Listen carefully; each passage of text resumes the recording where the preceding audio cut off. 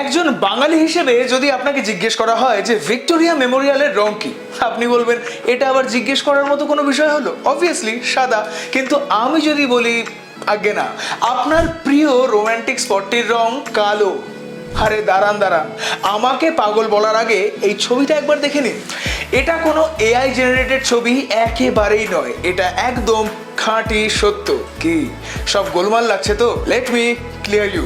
সাল 1943, world war 2 চলাকালীন সেই সময় ভারতের অন্যতম ইম্পর্টেন্ট জায়গা কলকাতায় জাপানিজ আক্রমণের সম্ভাবনা প্রবল, কারণ সেই সময় ইন্ডিয়া ছিল ব্রিটিশের আন্ডারে।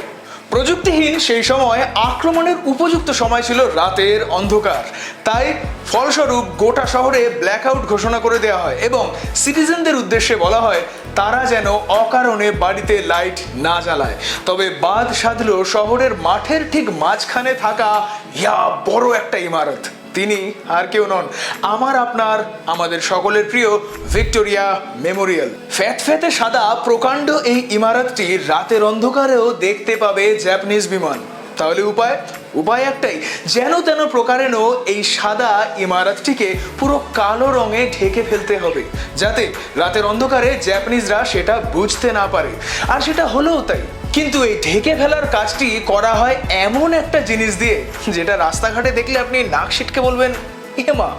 আগে হ্যাঁ, ঠিকই ধরেছেন, পুরো বিল্ডিংটিকে গোবর লেপে দেওয়া হয়। আর এই প্ল্যানটি কাজও করে। কলকাতায় বোমা বর্ষণ করতে অসমর্থ হয় জাপানিজরা।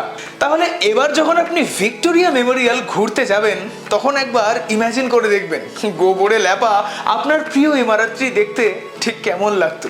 এরকম আরো ইউনিক এবং ইন্টারেস্টিং ফ্যাক্টস জানতে সাবস্ক্রাইব করুন অপটেজ মিডিয়া।